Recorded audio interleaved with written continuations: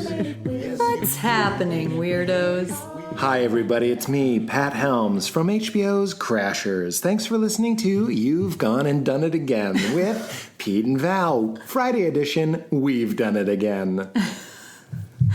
Are you confused? Are you freaking out right now? Is your mind blown? Look, this is an ultra premium episode. We start with laughs. We get nice and deep. Val gets Jesus-y. It's fun. I'm the one that got Jesus-y this time. Can you believe it? It's weird. Now that you do it, I see how off-putting it is. I'm just kidding. I'm just kidding. Like, apologizing for me, and I did once. Yeah, that's true. But secret resentment. No. Secret tension. Trouble in paradise. It's the flight to Maui. Buckle up. Our relationship is Maui. No, I was saying I am usually in the position where I feel like I need. You're the one. Jesus, or like Muhammad, or like whatever. Yeah, like exactly. Whoever you want. Or if you were, because a lot of us were traumatized and fucking had it with that noise. But there's some good stuff for all, and I'm really proud of this episode. It's number 54. 54. I can't believe it. It's older than some of your dads. Well, it's not an episode a year. If the week's 3 years. And if you want to support the show, try a Pete's Pick, like Everlane. You ever want to go on an adventure? Well, that doesn't need to mean a trip abroad or getting lost in the wilderness. What did you have? Nope, sorry. Go ahead. Okay. Share... Anytime, Val. It's okay. What I'm saying is an adventure can be staying at home, reading a book, discovering a new movie, whatever you're doing. If you're exploring the new world, a new world in the pages of a book, or trying out a new patio brunch spot, Everlane has premium essentials to outfit you in comfort. These are incredibly versatile and wonderful basics and well-made, well-constructed clothing that I absolutely love. You can dress them up, you can dress them down. Everlane is a wonderful and ethical and transparent online clothing company that I absolutely, absolutely love. I have their sweats because I'm a sweats guy when I'm at home, and I'll talk a lot about it. Their denim jackets are the best denim jackets I've ever had in my life. I got one in blue and I got one in black because they fit so incredibly well, and if I'm being honest, they look cool. They just have enough accenting to look cool, but not too much accenting that you look not cool. It's the coolest you've ever looked, I think. I was in a green room and somebody didn't recognize me, and they said, I thought you were the bass player for a band. So, wow. Everlane has made quality clothing with ethical factories and radically transparent pricing since 2010. They do extensive research and vetting to use ethical, like I said, factories that provide fair wages and reasonable hours to the skilled people who craft their clothing. Timeless design and the finest sustainable materials so you can wear them for years to come. Most retailers hide their markups, but Everlane believes their customers have the right to know how much their clothes cost to make. In fact, they share exactly how much their products cost at each stage of production. Everlane has everything you need to upgrade your summer look. They have wonderful essentials from damn good denim, as I mentioned, to super soft loungewear. And Everlane partners with the best and most ethical factories in the world so you can feel good about this fit. They accept returns within 30 days of the ship date, and all uniform clothing comes with a 365-day guarantee. So go to everlane.com/weird. Do you want to sing it? Everlane. I was about to sing weird. Hilarious. And sign up for 10% off your first order, plus get free shipping and easy returns within 30 days of the ship date. That's 10% off your first order when you go to everlane.com/weird and sign up and show your support of this show. This one came up organically because we love it so much. Although, I guess I've been sitting on my Everlane jacket this entire episode, so that's a way that it organically was part of the show. Mm-hmm. Is the Apollo Neuro. This device is a wearable piece of technology that I wear around my wrist. You can also wear it around your ankle. Val wears hers around her wrist. It is a wearable tech that helps your body recover from stress. Apollo can help you relax, can help you sleep, focus, and be more productive. It's basically like a wearable hug for the nervous system. using touch therapy. Basically, it sends these subtle little vibrations into your wrist that help you feel safe and in control. I know that might sound a little too good to be true, but both Val and I, the only reason we take our Apollos off is to charge them. It's been a real life-changing thing for me and helping me recoup from the stress of everyday life. Worn on the wrist or ankle, Apollo Neuro delivers gentle, soothing vibrations that train your nervous system to recover and rebalance after stress. So obviously we've been dropping Leela off at school. That is very stressful. So when I go in, I want to be calm for her. I have it on meditation and mindfulness, which I also use to meditate and has made my meditation practice so much more deeper than it's been in years. But I also put it on when I just want a moment of zen, like when I'm going into a stressful situation. So whether it's before a show or in this case, dropping Leela off at school. And then when I leave, I go into my phone and immediately put my neuro on rebuild and recover, which is what your body needs. It's like how music can get your heart beating in a certain way, these vibrations can get your nervous system responding in a certain way that helps you rebuild and recover from stress. I use it after I work out or a stressful situation. When I'm writing or doing stand-up, I put it on clear and focused. There's also social and open. There's also energy and wake up, which is as good, I swear, as a shot of espresso. It sends these really intense vibrations into your system. You can modify those so they're not too intense, but it wakes you up.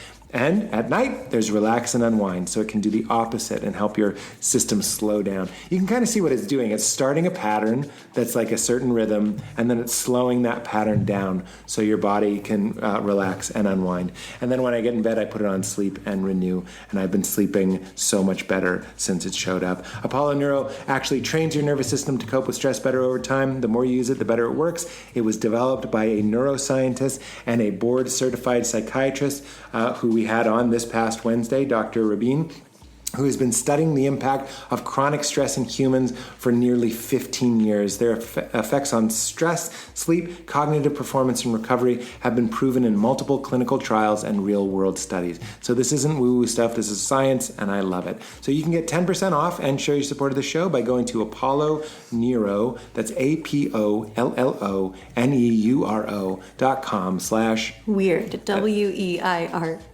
Hilarious. But I've tried to go to, because I bought so many for friends, every time I go to apolloneuro.com, I mess it up. APOLLONEURO.com/weird. And show your support of this show. All right, guys, say it, Mama. Get into it. Hell yeah. Oh, hell yeah. Smell like a Brody, you smell like a dog. Oh my God, you smell like a Brody, oh my you God, smell you like smell a like a dog. dog. Oh my God, you smell like a dog.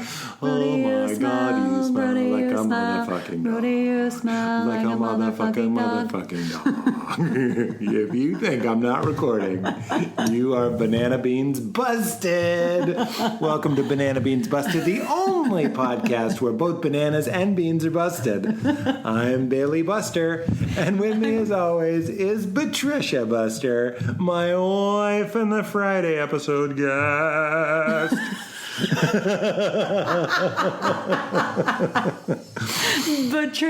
Patricia, nice to meet you. It's so nice to meet you. Oh my God, Brody smells like a dog. I can hear the construction that we came in the house to avoid, but you know what? Maybe it'll just be a shorter episode.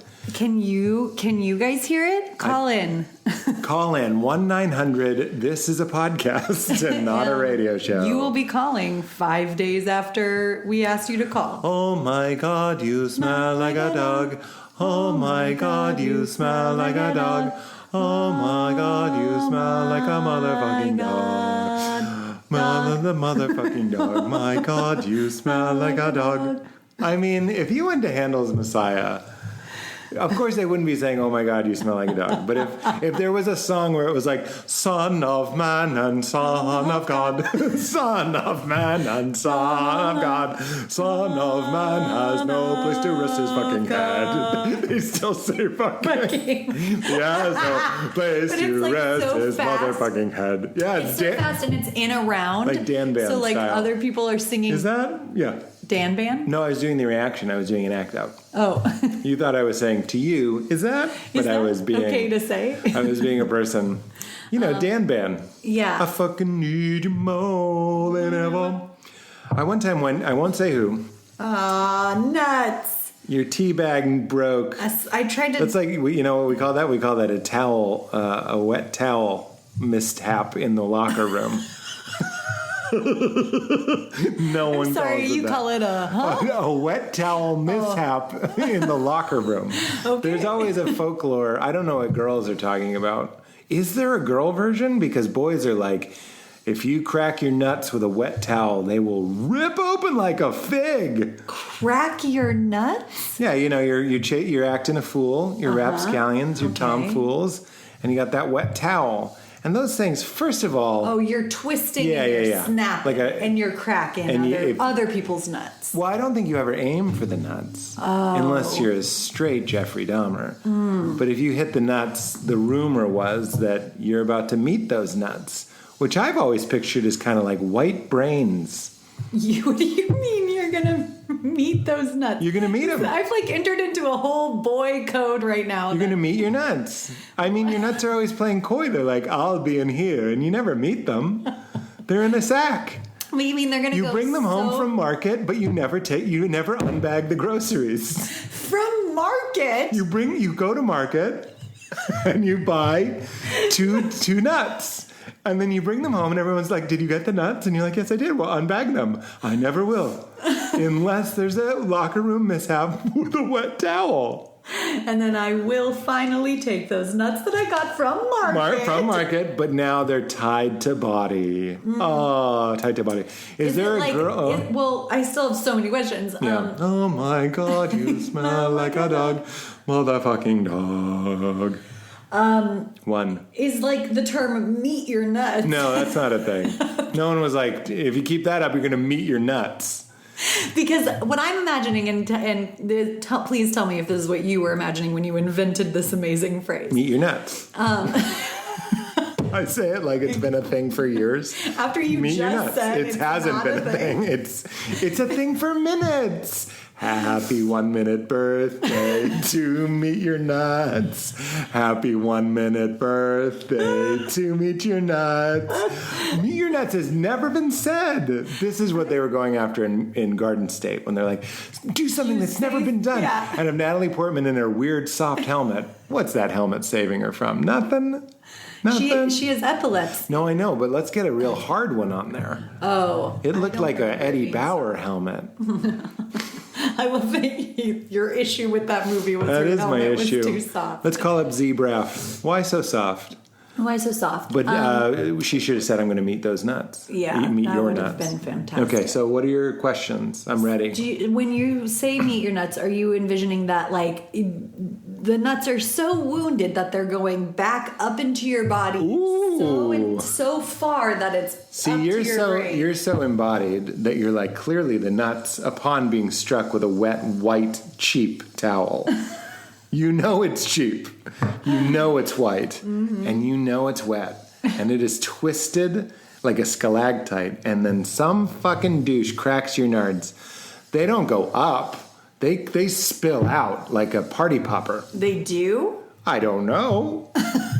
But why would they go up? That's like when you find out sap in a tree goes up. That's one of nature's little winks. Okay. Sap goes up in a tree, and that's like a wink. That's like a little, why is this the case? Figure this one out, huh? It's a little clue to go like, oh yeah, the universe makes sense. Sap goes up my fucking nuts. But, okay. So you think that they spill out. I thought that the thing was like boys are always like my nuts went inside my body. Yeah, a swift kick might, but I'm talking about a sharp crack. How is that different? A sharp crack? I'm saying if you hit a window with a rolled up, wet, cheap towel with enough flick of the wrist, it'll crack the window. Yeah. So it's almost like your nuts in this instance, this is like explaining it to a doctor. It's almost as if my nuts in this instance are like a vase, and the contents of the vase have spilleth. Please say testicles. Did you know that was a bit of mine? That sounds familiar. When I had a psychosomatic pain in my nards, because not dealing with your pain, not dealing with emotional pain is like a seriously no joke. Mm-hmm. So my ex-wife had left me, although to be fair, my wife had left me. If she was my ex-wife, I would have seen it coming. I'm like, I got to go have dinner with my ex-wife. Why do you call her that? I don't know. She says it. She says, call me your ex-wife, and winks. I did not know I was getting this version of you for the podcast. Well, let's cover what's happened today. We dropped Lee off at school. Was a success. She cried a little, but it was okay. Mm-hmm. Then I got to rip ass on the tread, on Freddie Tread. And then I got to sauna. Mm-hmm. And all I've been doing is reading Richie and watching Richie videos.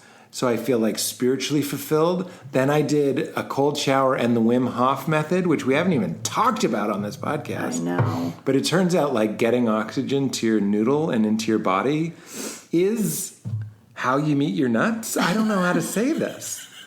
I think it's how you meet your nuts.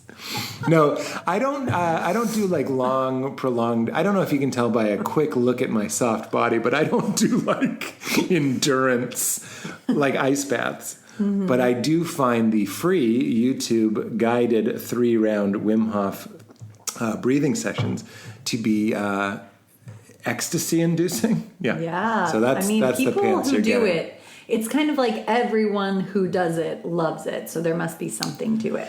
And why don't I do it? Well, Jerry, I became Kramer for a second. I couldn't be more fascinated with that question, which is why don't we do what we know we ought to do? Yeah. And so I know, I hope people don't get bored of it, but we have our Apollo wristbands, which vibrate and send soothing messages to our nervous systems, and I'm all about it. I really, really like it. Mm-hmm. And I have a friend, and he's in a tight spot. He's just sort of depressed and sad, and but not in the way you might be thinking. It's I don't know. I don't want to go into his issue, but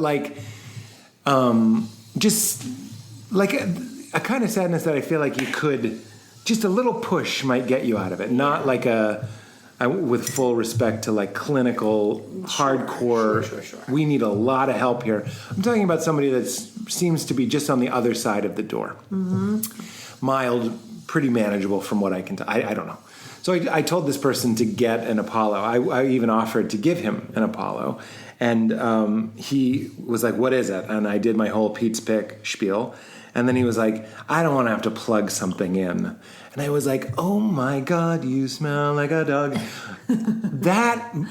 We know that. I do that. Yeah. I don't want to have to this. And it's like the easiest thing. Well, what?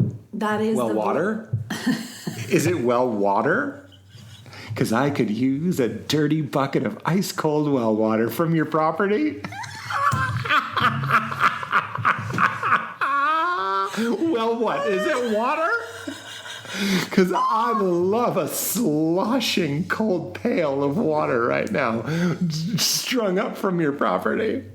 I'd love to drink it straight from the pail, the dirty pail. Who cleans this pail? Oh my God, you're killing me. I have to say, you're a 3, so it's really important that you know that you never have to perform for me. But like, boy, I love when you are like this. Yeah, but I really appreciate, and I don't feel like I'm performing. It's like the truest return to a little boy way, you know? I like that. I did loving kindness for you today. Well, I did it for a bunch of people. And I was picturing specifically soft, doughy Pete, who's like been just like sweaty from a birthday party where he totally claimed the space. Yes. And was like loud and doing bits. And delivered a great party for little Brian. Yeah, and like a birthday clown, but he's one of the guests. Yeah, exactly. And no one hired him. But no one hired me, and no one's telling me to stop. So I guess this is what's happening.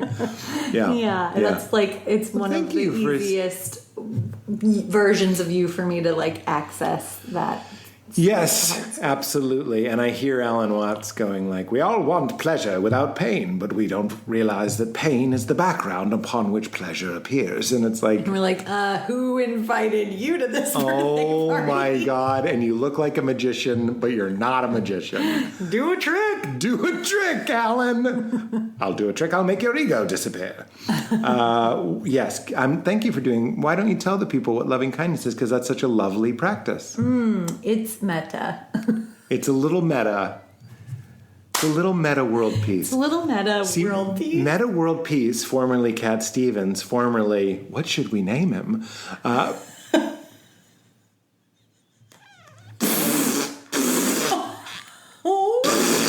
my God. Formerly this baby.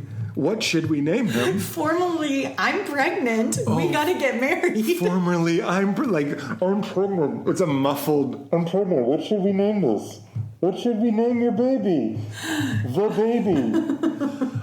Then Cat Stevens, then Meta World Peace. I always thought he was saying like world peace, but kind of like in a meta way. But he means it in the, I believe, the Buddhist way. Is it with way. 2 T's? Ooh, I'll give it a goog. Also, I think the other type of meta is with 1 T. It is with 2 T's. Is the other type of meta with 1 T? What's the other? Oh, meta... Yeah, meta commentary, meta cooler. Meta commentary, meta meaning. No, I think that's like a meta joke. Yeah. Yeah, meta joke. Okay, all right. Meta joke Never examples. met a joke I didn't like. I never met a meta joke that I didn't quite understand. Oh my God. Okay, hit it. Oh yeah, so loving kindness is a practice it's from Buddhism, but it's, accessible to all, where you choose different...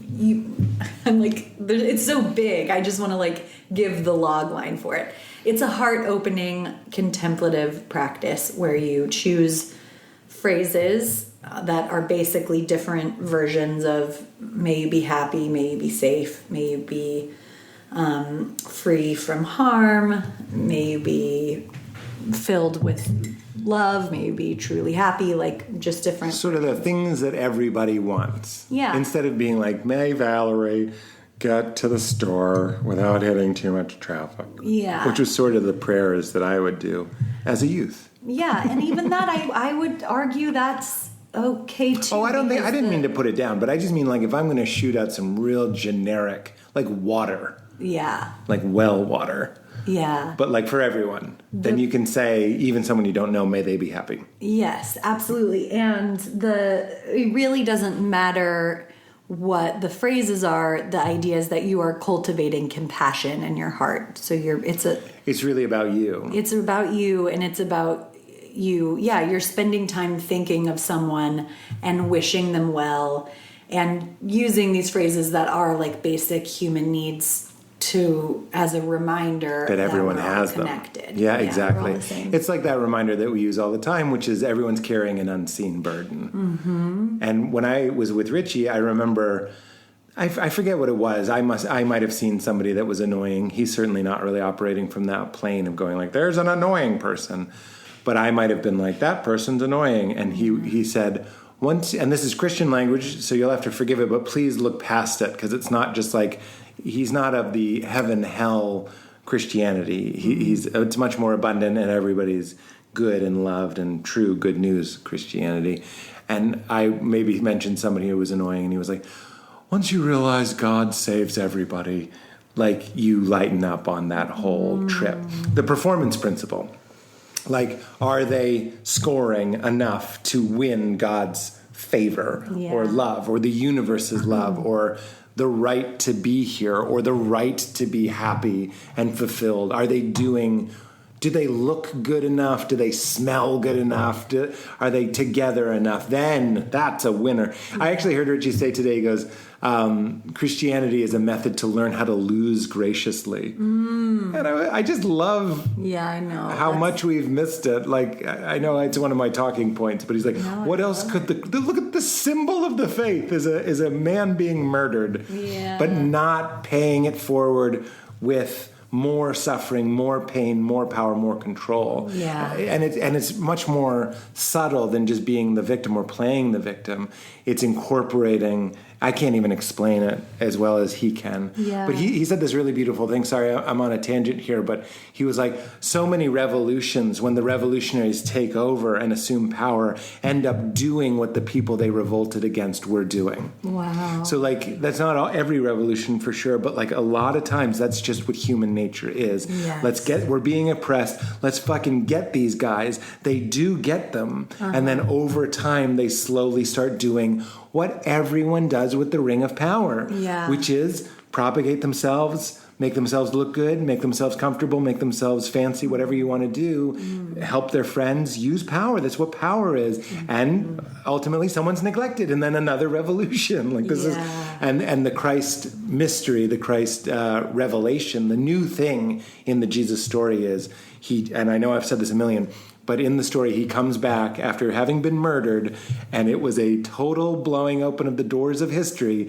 that the ghost of Jesus in the story doesn't say, go get him, boys. Yeah. That's what we would have made the movie today. Yeah. Are you fucking kidding me? They killed the healer from Nazareth? Yeah. They killed the guy that healed blind people and loved women and told everyone the kingdom was inside. They murdered him, and not only that, they stripped him naked and ashamed him, and then he came back and he found his group, his 12 dudes and some women. He could have said like, all right, at night I think this is where Pontius Pilate sleeps and this is where they are. Let's fucking get them. In fact, let's use some of my God magic to murder them. He doesn't. Yeah. That's the whole new way of looking at that. That's blessed are the poor in spirit. I love it. I actually have been into Jesus today because... I know, isn't that... I don't know. What fun, I mean. What fun. I'm always going around blabbing and boring about JC. Or as you and I call him, our original God. And I'm old enough... my childhood. And I'm old enough that I've been driving on the road so long, I've actually done a lap. Mm-hmm. You've been driving for so long that you started to see some familiar trees, and you're like, wait a minute. I took all those left turns, and here I am. I took 4 lefts. A left at Ram Dass, a left at Eckhart Tolle, a left at Byron Katie, a left at Alan Watts, and I'm seeing JC on the left again. Yeah. And maybe I'll just pull over. Yeah. Can we just pull the fuck over? Yeah. It's over. It's over. The whole destination spirituality is fucking done. Any spirituality that's not telling you you're not already there is a waste of time. That's exactly and fucking bogus and stupid and probably a power trip for somebody. Yes. For someone. Yes. Someone's making a sweet fat dollar. Yes. Or some power trip off of saying, it's the Zen thing. Do you want what's in my hand? And after 7 years of training, I show you there's nothing in my hand. Because you're it. You're it. Yeah. The whole thing's playing hide and seek with itself. Yeah. And you can find yourself. That's right. Yeah. I mean, I think that there is... So the way I've found my way to Jesus, again, is through Mirabai Starr's book, Wild Mercy, and her... not argument, that seems aggressive, but her convincing Can't the liberals be aggressive? Her argument, her badass flamethrower argument. Well, it's just that book is so like non-masculine energy that it's really, but yes, her argument for a devotional practice and for loving form as a way to merge with the formless. I've been having that lately. I was in the sauna, and it's because Leela's gone to school, and boy, I learned so many spiritual, beautiful truths from being with Leela, and they're not super woo-woo, and they're not easy to share, but they are profound and life-changing. And then now that I can get a little bit more theory, I've been having moments by myself where like you can touch a table and realize that anything is the hiding place, if you want to make it dramatic, of spirit. That matter reveals spirit. Everything is imbued with spirit. And this is the point. And by the way, if you want to take the spiritual language out of that, everything is imbued with the one life. Yeah. That when we go further and further down, more, down. It's basically what string theory is, which is just a theory, is that there's strings just vibrating when you get that's a very, very, very grotesque oversimplification. But like, it's the idea that there's one basic building block of all things. The mystics anthropomorphize that and love that, and by loving it, it becomes a thing that we call God. Yeah. The blanket we put over the mystery to give it shape. But when you're in the sauna and you're really feeling that, like your cup, and when I touched you and I said, I'm hugging God right now, that seemed like such a hoity, blasphemous trip now. But Leela, Valerie, what else could you be? Right. Really, yeah. what else could you be if you are physical, if you are matter, if you are conscious, but even if you're not conscious, what else could it be? It's really kind of an interesting shift. Well, I'm glad that you said all of that, because it was beautiful, and because I went on my morning hike, which really is just like, it feels like I climb up this hill to go and meet God. Like it happens every time, where I just feel so held and connected and just like swimming in love and beauty. And I know the part you're talking about where there's the big hillside garden, right? No? I don't know. There's that part of the hike where sometimes it's an abandoned lot. It's not a garden, and there's sometimes a lot of flowers growing in it. Oh yes, I know what part you're talking about. Yeah. I mean, there's a lot. That's one of the places. There's a lot of little like touchstones that I have. Like almost every turn, there's like something else that I love that I see.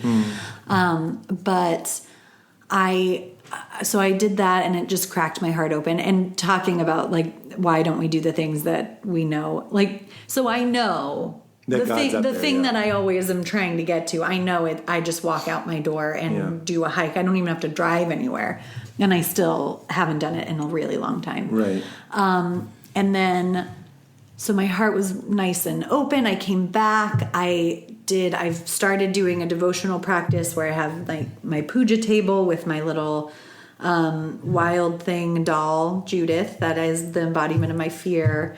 There's a picture of... From where the wild things are. Yes, thank you. It's so cool. Your puja tables, I know this isn't the point, but it's really cool. I really love it. Every time I see it, I'm so proud that you hang out with me. I'm really just like, what? Aw, you're so sweet. First of all, it was my puja table, which got 0 use. I got it for you, and then you used it for a little bit. That breaks my heart. No, you used it for a little bit. I did. I'm saying I got it for you, and I've taken it back. I'm glad you took it back, and it has a picture of 7-year-old Valerie on it, which melts me every single time. Which is strategically placed in front of a picture of Ananda Mayama. Who's holding you, basically. Who's, like holding 7-year-old Valerie. I hope you don't... That 7 was an age where some trauma occurred. Yes. So it's not just, I was so cute when I was little. It was like, this is when... and this happens to everybody, by the way. Happens to you in a specific way. But it's the wound. We're all wounded. You're disillusioned.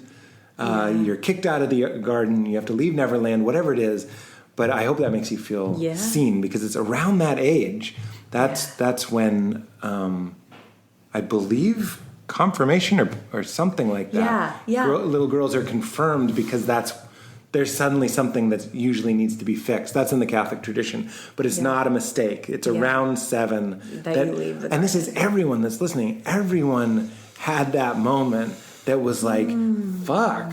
Whether it's your parents are just weird, like my dad's driving a Winnebago on 6 beers, whatever it is. I'm making that up, Dad, if you hear that. I don't know how many beers you had. But, it's like, oh, wow, these are just people, or the world isn't like a padded, totally safe place. And some people discover it way earlier, which seems so tragic because 7 already feels so young, and some people discover it later. But I think it is usually around that time, which does make me feel less alone. Yeah, you should. And so I have that, and then I have Judith, and then I have a picture that's one of my favorite pictures of all of my girlfriends on my wedding, and we're like laughing.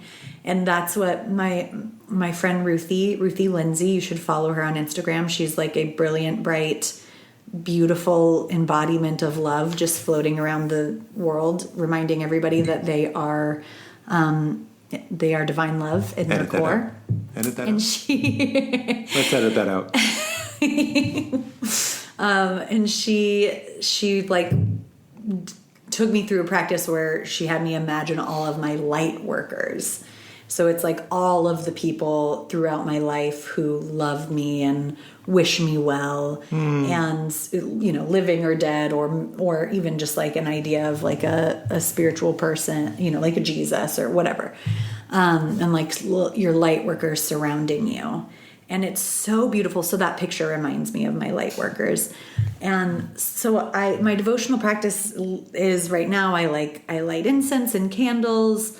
I put on music, which is also from Ruthie. She made a beautiful playlist called Tea Ritual. Sorry, real quick. This is the edit point? Don't edit this is where you start the trim and then keep going? Okay, you're going to have to explain why you're being ornery. Why? In case Ruthie hears it? Yeah. It's an ongoing joke. If someone other than me plugs something, I edit it out. But it's a joke. Exactly, yeah. If somebody else is getting Ruthie attention. Rhinestone has a new album. Ruthie Thinsey. Ruthie Thinsey? Lindsay. I was going to say she's using an alias. Oh my God. Ruthie Lindsay. Look at all this great airtime she's getting. Who, from everything I can tell, is a wonderful, loving, light-filled person. Has a record, and you can hear it on... She doesn't have a record. She made a playlist called Tea Ritual on Spotify. Are you mad at me? Because yeah. Kind of. A little mad, yeah. That's okay. I just would have loved to be past this already. I understand. Because you were being and Katie, a stinker. This is the end point. So you trim right here, and we'll pick up in 3, 2, 1. Go ahead. Oh my God. So anyway, I listen to this music. I light these candles. I like read Mary Oliver poems and different things, and like really try to envision the light workers around me. Envision myself being like held by the Divine Mother.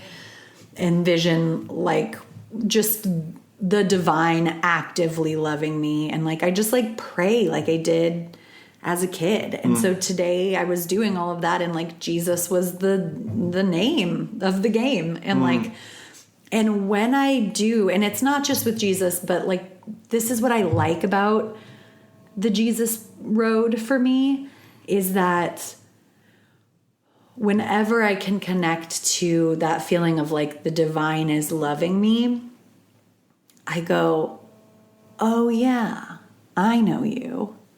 Like, this isn't a faraway thing. It truly is the one that is always with me. The thing that I'm loving and longing for. When I can connect to it, I am like, yeah, you were always there. I can see how you've always been there. And like, I'm just wondering, you don't mean Jesus, you mean the feeling. But is yes, Jesus. Yeah. Yes. Like the way that I get to the feeling is through Jesus. And so there's a way of feeling like Jesus has always been with me, but really it's like this feeling of connectedness and being held which also love. Predates anyone ever telling you about Jesus. Yeah. Yeah.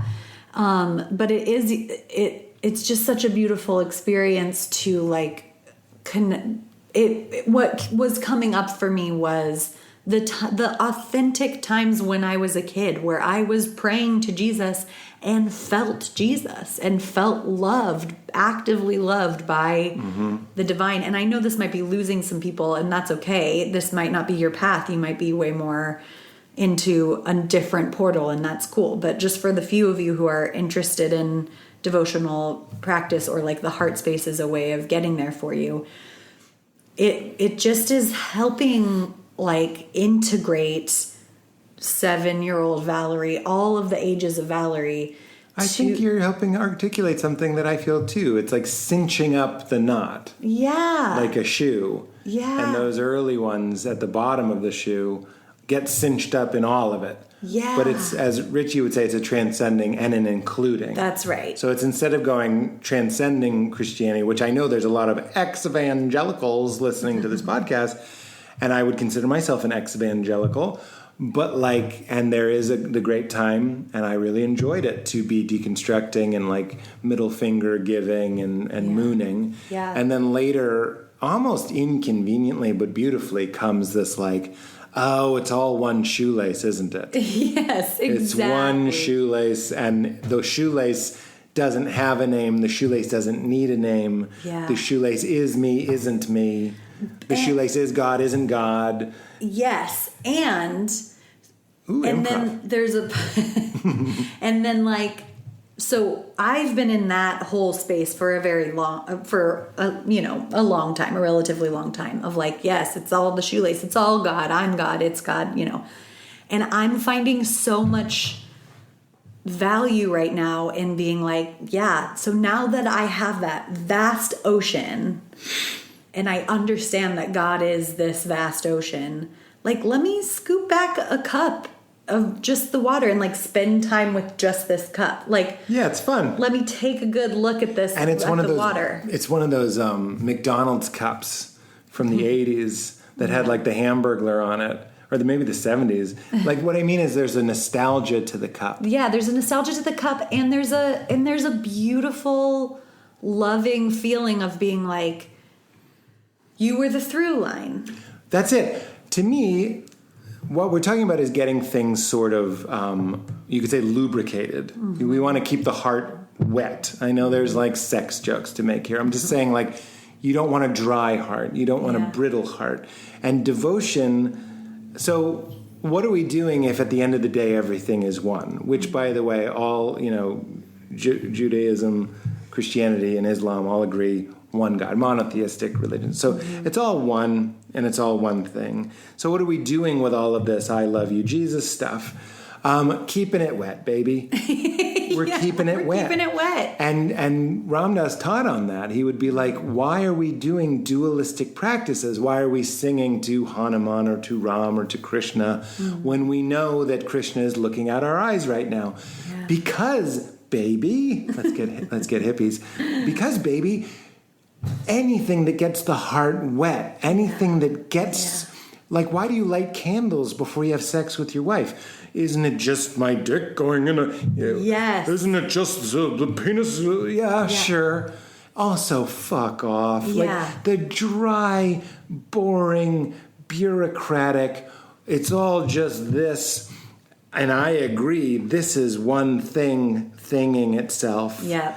Endlessly undulating, spilling over into newness in every moment. God is choosing this and this and this. Yeah. And it's all one behind the scenes. Yeah. And if I can get the cup from my childhood that gets me feeling that... I remember when Azhar Usman, who's a friend of mine, he's a Muslim, he taught me the prayer, give me faith like an old lady. Oh. And he's a beautiful man. And it's also like, give me faith like a child, which is very similar to things Jesus said. So if I can hold that cup from my childhood, which was the first God, the first magic, the first, whatever you want to call it. It was not intellectually or theologically, complicated or defendable. Yeah. It was just me. It was the same me that believed when I was locked out of my Winnebago that if I prayed hard enough, my stuffed animal, Tigger, could unlock the Winnebago for us. Mm. And part of that negotiation was because I was with a friend. I was like, don't worry, I won't tell him that it was you. So remember that purity? It's like, God, give me faith like that. Not about getting the Winnebago unlocked, but seeing God and magic in all things. So if the cup keeps the heart wet, and if looking at that old cup of water gets you closer, gets you in the ocean. Yes. Right? Okay, I think we still have that Tigger, and I, with your permission, might add him to the puja table because that was so beautiful. We were at the car show in Carlisle, New York, which I'm pretty sure... Oh, it didn't make me nauseous. Sometimes it makes me nauseous how my parents go on the same trips. Yeah. But I'm pretty sure my dad, for many years in a row, and now that I'm hearing myself say this, I'm like, he likes it. Yeah. Okay.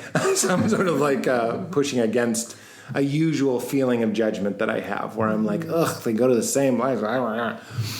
And what's funny is a large percentage of the people, including us, who attend the Ram Dass retreats go twice a year. Yeah, absolutely. And we love that. Like, yeah, I know. It's just too. There's something about going to a show that is just, oh boy, I'm just being a judgmental bitch. But it's like, I'm here for it. I know, and I don't want to be a phony holy on this podcast. Today, someone complimented our car today. Today. I was getting in the car and I thought they were saying hi to us and being neighborly.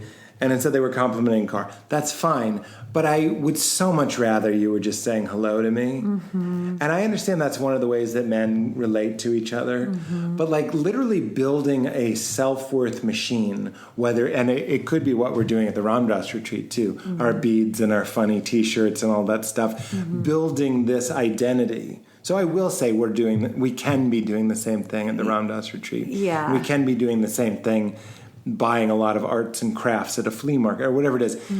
There's just something about like tinkering with and perfecting the shiny, fast, sleek version of yourself. Yeah. That the fantasy is always like, I'll drive around with the top down. And I always interpreted that to be like, so everyone sees you. Yeah. Which, by the way, calling bullshit on myself again, I picked being a Corvette as my job. So shut the fuck up, Pete. And also, I understand. That's my own cognitive dissonance. Yeah. I'm out there reaching for the brass ring on the carousel. And I'm saying, like, can't I just fucking relax?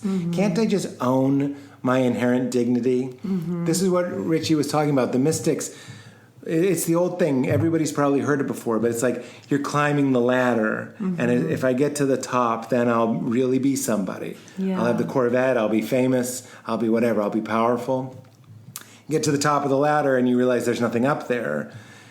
Or I've heard Rob say, you've got the ladder against the wrong wall. I prefer that the mystics just don't climb the ladder because they realize that they're it. This is certainly a more spiritual episode. There are other episodes where we talk about the value of psychological health and healthy relationships. And even as we're talking, the reason I'm able to access these feelings is because I've taken the time today to feed myself. Yes. And that's why I feel so sort of devilishly guilty about being so happy that Lee's going to school, but man, I've been starving. Yeah, A certain part of me has been starving real hard. No, today was you were starting to feel nourished the last, 2 days that she went to school, and I was just getting stuff done. And today was like kind of the first day in a while where I felt really nourished, which definitely made it easier for me to open my heart back up to Jesus. Yeah, right. That's how you know you're really in the black, is because you're like, let's get the Lord in here. Yes. Yeah. But if I can just swim in the spiritual pool just for a little bit longer. Please do. I was just saying, I want everyone to know that there's another altitude we could be flying at. Yes. And today we're flying at our highest altitude, which is sort of the spiritual plane. But yes. But actually this story kind of comes back down to self-care and embodiment in that way. But so I was like doing this practice and imagining my light workers. But if that word rubs anybody the wrong way, you just imagine the people in your life that you have who support you. And this is a really great way of resourcing for like dealing with trauma or difficult emotions, as you imagine all of the people that love and support you in the room with you, looking at you lovingly.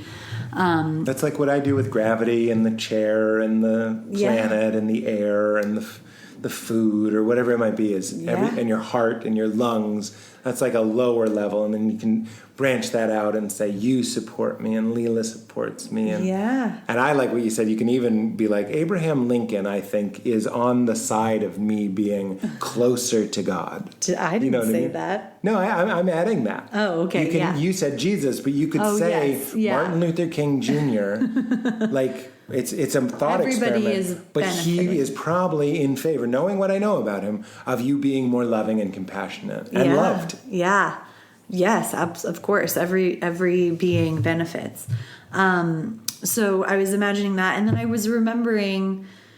So I really was like heart opening, feeling, Jesus, but also just the divine connection and love. And two memories came up from my childhood. One, while I was imagining the light workers, I remembered that my mom's prayer for me every night was, keep angels all around to protect Valerie. And like all of a sudden I just had so much love for that prayer. Like that, I'm back to that now. I'm finding another way of imagining angels It's just the people that I know, like all around to protect me. And and the fact that it was my mom's prayer. And then I was thinking of her as a child and how her relationship with Jesus, she's always just been like, she's not into overcomplicating, not into overthinking it. She's like, I just love Jesus and I want to just love Jesus and I don't care really about much else. And the reason why she loves Jesus is because when she was a kid, there was so much suffering and Jesus was there for her. She felt Jesus being there for her. So she felt, so if Jesus is not a great word for you, what happened in that moment is even just like on a spiritual level, a child who felt otherwise unsafe in the world had a portal to divine connection. That's right. To believe that she is held and safe and loved in spite of all the external things that were, proving the contrary. Like she was being held and loved by something bigger than herself. And then that goes to the psychological component. So if you're healing, a really big part of healing your wounds is eventually getting to a place where you feel like you are part of something larger than yourself. Not to mention that a lot of people have a hard time accessing self-compassion right off the bat. Like that takes cultivating and is hard. So it's easier for them to imagine something outside of them loving them. And that's it, but it's opening the same door. Yes. These days, I feel like people would be very comforting or very comfortable with a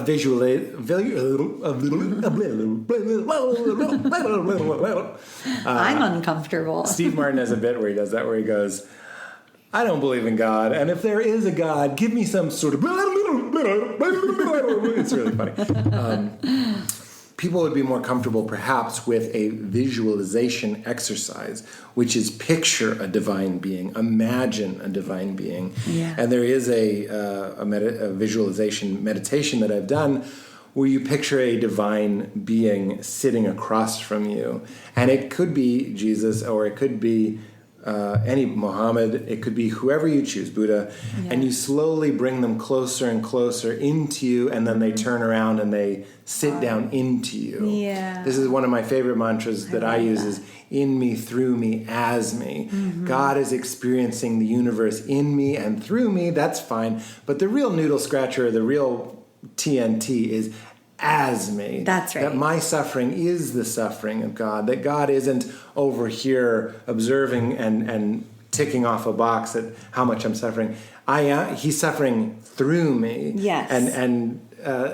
I mean, there are plenty of poets that have made that point better than me. Well, that was another moment. So I'm swimming in this. So basically, what was happening was I was feeling this like old school connection to Jesus, like from the 90s. 90s Jesus. So he's on rollerblades. He's got a slap bracelet. Yes. He's also wearing a What Would Jesus Do bracelet. But it says WWID. Yeah. I think that was funnier. It was really funny. I just don't want to forget. I understand. Go ahead. I'm going to get a drink. I've been trying to make this point for like 20 minutes. I'm leaving the room. Great, finally. So 90s Jesus. And basically what was happening was I was folding in all of these connections that I had with Jesus then, and they just had like a slightly more informed or just different meaning to me now. So angels all around to protect you is still so relevant, but now has a slightly different meaning. And the other one was I used to pray, Dear Jesus, live through me. No way. Yes, I prayed, live through me. And I said that out loud in my meditation today because I was realizing, like, then what I meant kind of was, I'm not going to do this well. I'm not worthy. I'm not good enough. I'm going to fail. So you go ahead and, like, Jesus take the wheel style, live through me. But now I mean everything that you just said. I mean, like, life is living through me. I am an open vessel. So, like, I'll open to you. I'm yours. I surrender. And, like, allow life to live through me. Well, that really goes to the reading for today. Everybody open your hymnals. Actually, open the Common Book of Prayer. Just kidding. I mean, I do feel like I was the part of us that was keeping this podcast from just straight up becoming a Christian podcast. And now I'm back on the Jesus train, and so buckle up, buttercups. Yeah, but also you don't. No, tomorrow I'll be all about Kuan Yin, the goddess of compassion. That'd be great. I don't see that being a problem. We are saying Jesus a lot, and I really mean it. I do apologize to the people that is like nails on a chalkboard, and I understand. Yeah, sure. I mean, not that you need to feel bad. No. I didn't mean like, yeah, sure, like whatever. I just mean like, yeah, sure, yeah. I remember I had coffee with Dave Bazan, and this was years ago when Rob Bell and I were on tour, and Dave came to see us, and he said that. He was like, just so you know, like, a lot of the language you're using is nails on a chalkboard. Wow. And I was like, yikes. Yikes. But it was good of him to say. It's like the friend that says you have bad breath, and that's a true friend. Yeah. I want to do sort of two, and maybe I've read these before, but they're very short. It's from a book, as we talk about feeding ourselves. It's from Just This, which happens to be one of my favorite mantras. Mm-hmm. Here's another mantra that's really been melting my ding doodle. Is I don't exist. I go, I don't exist. I don't exist. And I know that sounds, I think, I don't want to flatter myself and say that's an advanced mantra. I don't recommend that for beginners. Mm-hmm. But I'm at the point now where I don't exist is like the most comforting. Well, I'll also argue it's not necessarily an advanced or not advanced, which is the point that you already said that. I think that might be a really great mantra for an Enneagram 3. Exactly. Like somebody who's always bolstering up and defending and getting offended on behalf of their ego. And I just heard Alan Watts say, like, your ego isn't you in the same way that the word water isn't that liquid running down a stream. Yes. It's a symbol, and it's an association with. Yes. So when I say I don't exist, I can say that with confidence and comfort because I know that there is something that does exist that holds the Pete-ness and the Valerie-ness and all of that level of play. Yeah. But I am... So, like, when I tell the stories of getting stressed out because I get a text from my parents, which happens every other episode of this podcast, that's really a threat to my belief that I'm a perfect son. And the voice of it is, I can't let my parents down. I can't disappoint my parents. So there's still this old record playing. And you helped me the most recent time going like, you can. You can say, like, I'm going home for my mom's birthday, and such a cliche, she was like, can't you come on Thursday? Which, by the way, is our wedding anniversary, you and me, not me and my mom. So the symbolism of that, not that we care about anniversaries, but it's just kind of the symbolism of it. Yes, it is the New Yorker cartoon of the mom in between the married couple. Yeah. And... so I start going, it's not enough. It's never enough. It's never enough. So I jump to what she must be thinking. She must be thinking it's not enough. But really what the core, the plutonium that runs this power plant is actually coming from me. It's the belief I can't not give what my mother would prefer. Would my mother prefer more time? Yeah. But really the suffering comes because of a fundamental belief that I can't let her down. Yeah. And then you go like, we had such a release. We were laughing, just going like, and I'm not going to go. She can want that. Yeah. In fact, if I'm being really honest, I'm glad she wants that. Yeah. There's a part of me that goes, she wants more of me. Yeah. But isn't it a cliche? You're with your mom and she goes, you don't visit enough. And you go, I'm here now, Mom. I'm here now, Mom. Yes. There's another way to look at that. Yeah. She just wants more of you. Yeah. And that's okay. And you're not going to give it. Yes. That's okay. That's right. It's all okay. It's such a... And this is one of the things that I really appreciated about the work Byron Katie's The Work. Loving What Is the book. Is there was a situation almost exactly like this where she took some guy from the, through the 4 questions who said, like, my mom is, he had a phone call with his mom where he got really angry because he felt like it was never enough. Like he was visiting and it was never enough. I think it was this exact situation. And she basically, through the 4 questions, it kind of became apparent that it's like, you feel forced by her. You make these assumptions about her and how she feels about you. And then, you give in to that and you give her what she wants. But then you resent her and are angry with her because she's making you, in air quotes, making you do something. Right. So it's actually very beneficial to the relationship that you don't do things that are going to make you resent her. That's right. That was the big thing was she said, would it be okay if we visited?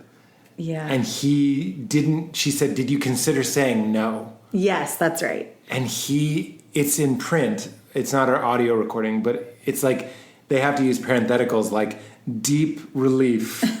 Oh my God, I didn't consider saying no. Yeah. Because in this example, he's gay and she doesn't believe that gay is okay. And she offers, like a good therapist, like, did you consider, like, actually, Mom, no, I don't think my lifestyle would make you comfortable, and I don't want to subject either of us to that. Yes. It's just like when truth licks you from the bottom of your ass to the top of the crack, and you just get that thrill of, like, you can just say the truth. Just say the thing. Yeah, I love it. But again, the ability to say the truth often comes through nurturing and feeding and helping yourself. So anyway... Which meaning I just relate to the me that a week ago would have been like, that sounds nice if you can do it. Yeah. And then it takes work. It's like growing a garden and then eventually you grow the ability to say the truth. But also it takes work and sometimes you'll be able to do it and sometimes you won't. That's and right. That doesn't mean that you haven't done the work. And sometimes you need a Val to laugh with me and go like, not only can she ask for more, it's nice that she asks for more, and you can say, I'm not going to do it. Mm-hmm. It's like you have this insane image of what's going on. Yeah, and then there's also the existential kink of it all where, and this is making assumptions about your mom, but potentially there's a part of her that wants you to say no, otherwise she wouldn't keep asking things. Well, that goes back to my mom going with my dad to the car show in Carlisle. And I go, they used to make me sick because I know my mom doesn't like it. Mm. And then I was like, and no offense to my mom, but it's like, it's hard to think of a trip that she would be like, yeah! Like, I don't know if there is one. Yeah. Like, I've been miserable with my family in Rome. I've been miserable with my family. We didn't go on a lot of trips, but Rome and Montreal come to mind. Mm-hmm. We're not a trip family. No. We're not a family. 100% JK. But also, that can be true. This is this reading doesn't have anything to do with necessarily what we're talking about, but of course it also will. Yeah. And it's in Just This. That's how we got sidetracked. Just This is a great mantra. And it's on page 28, and it's called The Divine Ambush. I wonder if the only way that conversion, enlightenment, and transformation can happen is by a kind of divine ambush. It seems the ego has to be caught off guard to give up its constant surveillance. As long as you are fully in control, you are going to keep trying to steer the ship using your practiced responses. So you need to do some new practices to rewire the old system. The only way you will let yourself be ambushed is by trusting the ambusher and learning to trust that the darkness of such trustful intimacy will lead to depth, safety, freedom, and even love. This is me speaking now. I just love the darkness of such trustful intimacy. So you're trusting something that's going to ambush you and make you smaller, but also fill you with something else. And he was saying this is why so many people are reluctant to meditate, is because the first stuff that comes up is the garbage. Yeah. You sit down and you listen to your own brain, and it's all the shit. Yeah. And he likens that to Jesus' going into the desert, and the first thing that happens is the wild beasts, and then later the angels. He's like, it's very similar to that model. I have so much to say about that in a second. Well, go ahead. Go now. Well, yes. So I think that's so true and beautiful, and that's represented in like the hero's journey and in just everything in life that you're kind of going through these caves to get to the treasure. Yeah, nasty business. And also, I wanted to share this part of my Jesus meditation, that the end of it has nothing to do with Jesus. At the end of it, I was sitting in this beautiful, loving place, and then I started, and this happens to me sometimes. Like I'm following my breath, I'm in like a good space, and then like I start to feel almost like, am I levitating? Like my body starts to feel like light, but kind of in a way that's like I'm gonna pass out, and then my heart starts racing, and then it's like, oh no, I'm like kind of panicking. And I have experienced this before and had all of the same thoughts where I was like, okay, this is significant. I need to, this is the darkness. I'm going to go into the darkness. And like, I'm thinking of Eckhart Tolle's story of like, he starts to feel that void and he hears resist nothing. And so he just submits to it. And I'm like, is this it? Like, I'm like going through this portal and then I'm going to like be enlightened or something at the end of it. But it does not feel good. It feels very unaligned, unsupported, like really scary. And the last time I felt that way, I kind of did have this like, I should push past this I should go through the darkness and see what's on the other side. And I should like white knuckle and just get through it. And that led to months after of like kind of that led to re-traumatization basically of my bad mushroom experience and the subsequent panic attacks that happened after that. So I now have a whole new understanding of that, which is like trauma sensitive mindfulness. And I'm sharing this because we do use this language, and everything you just read is so true. And that, like anything, that truth can be, when applied to the wrong context, can be way more damaging than good. So there is a time when you try and familiarize yourself with your edge. Like, can I allow this fear to expand as big as it is? Can I allow this pain to expand as big as it is? And then at a certain point, you say no. Yeah, but you do those things in the first place after you've been, a lot about resourcing. So this time, for example, I started to feel that way. I had all these same thoughts of like, I should just stay with this. I should stay with this. And it was feeling like, and then I like kind of stopped and said, Valerie, what feels correct? What is your body telling you feels correct? Do you want to stay with this or do you want to ground? And I like opened my eyes and put my hands down on the ground and like breathed and touched the ground. I almost kissed the ground. And I was just like, I don't believe that at least that way in that moment was how I was supposed to get there. And there might be like, I'm sorry to put it this way, but this is what came up to me. Like white men who haven't had to deal with a lot of fear in their lives, who can be like psychonaut adventurers, who can like push past their fear, but it's kind of like the fear you have when you're about to jump out of an airplane and you're like, yeah, sick. like that might be for you, and that's awesome. But the method for me whose core beliefs are still like, I'm too small, I'm too fragile, I'm scared of everything.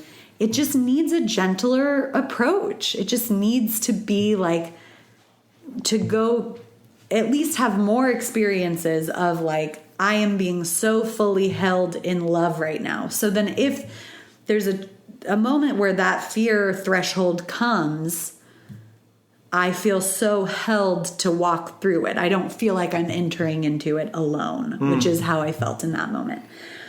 So I'm sorry that that's kind of like taking your beautiful reading to another place, but I do feel like it's important to mention because I do too. It was great. There's a lot of people who are dealing with trauma and trying to meditate, and I just want to say there is a difference. There is the mindfulness that comes where you are slowly at your own pace with your own resources, allowing more and more of your pain to come and expand. That is beautiful, and that is how you heal. But if you don't have the resources, if it's feeling overwhelming, like just ground. Yeah. It's funny though, but I totally hear you. Just what? I was just going to say no good, especially when it comes with trauma, no good can come from white knuckling. And I hear that. Obviously, I do read psychedelical implications into this. I do not think that is what Richard means. And that is what I was going to say back to you. First of all, thank you for everything you said. It resonated with me, and you're right. I am more of the guy. I really wasn't like passive aggressively talking about you. No, and what if you were? It's okay. I know. I don't have, my fear is more of a like, I don't want to land this plane and tell everybody back home I didn't do it. Like that is a privileged low-level fear. But I actually wanted to swing it back to you and compliment your bravery because just because it's gentle doesn't mean it's not incredibly savage and fierce. You're still sitting and dissociating or extricating yourself from a false identity.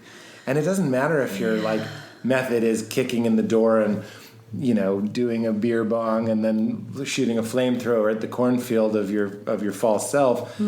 You're still daily doing it. Like you're talking about your puja table and the things you're trying to integrate and recover from is all still in the interest of true freedom. So this Thank you for saying that. This is sort of a more badass thing, but as your boy, you know, enjoys that approach, that maybe that is why this one. And this, I feel like this should be the overarching truth of this entire podcast, especially since I talk so much about Jesus. It's a real whatever gets you there. Yeah. Like I think that there are no methods that are more valuable than any others. I want to finish it because I don't think he means that this isn't in defense of Richard, but if you listen to the last two paragraphs here, I think you'll see that he's talking about getting your ego out of the driver's seat. Yeah. So that something else can take over. Yeah. And that does sound like jumping out of a plane or doing DMT or something like that. But if you listen, it gets gentle here. And I also meant the darkness of such trustful intimacy, just sitting and closing your eyes, like, and trying to trust that you're being held, that you're already in the river, as he would say. Yeah. I find that people are most likely to change when they are held inside of both safety and I look at you, and some necessary conflict, some tradition and some newness at the exact same time. Amazing. God can then come to you indirectly, catching you off guard and free from your illusions of control when you are at least somewhat empty instead of full of yourself. Yeah. Then the ambush can happen. You only know it has happened after the fact, perhaps days or weeks or even years later. One day you will realize, God is so real to me now. How did I get here? All you know is that you did not engineer or even imagine this for yourself or by yourself. It is always done unto you. And you realize quite gratefully that you were ambushed by a big love. Beautiful. So that's just like very Hound of Heaven-y, like when we desire the mystery, we're actually reciprocating the mystery or God wanting us first. Yeah. We're yes-anding. It always came from, you're just closing the circuit. Yeah. It's one of my favorite things. That's the whole reading, by the way. That's so is beautiful. That when you meditate, you're returning the loving, impartial gaze. God was, or it was, consciousness was, being was already this wide, loving yes look. And when we meditate, we're just closing the circuit. That's where the juice comes from, is you're allowing that gaze to be returned and then come back to you and returned and come back to you and returned. But it's never ending. In fact, sorry, I will read the next page and then we can wrap up if you feel good. Yeah, I love that. This is literally the next one, and it's much gentler. You'll like it. Of course, I just want to say I love Richard Rohr, and everything he says is so beautiful, and I had no doubt that he would land the plane. Of course. He's my dad. A long, loving look. Non-dual consciousness is about receiving and being present to the moment and to the now, exactly as it is, without splitting or dividing it, without judgment, analysis, negative critique, mental commentary, liking or disliking, without resistance, and even without registering your preferences. In other words, your mind, heart, soul, and senses are open and receptive to the moment, just as it is. That allows you to say, just this, and love things in themselves, as themselves, and by themselves, regardless of how they benefit or make demands on you. Is there any other way to love anything? You gradually learn to hold everything, attractive and non-attractive alike, together in one accepting gaze. This is divine seeing. Contemplation has been well described as a long, loving look at the real. Note that it is a deep looking more than a knee-jerk thinking, which is not really thinking at all, but usually narcissistic reacting. Contemplata in Latin means to gaze at something eagerly or with intense interest. It does not mean to think about it.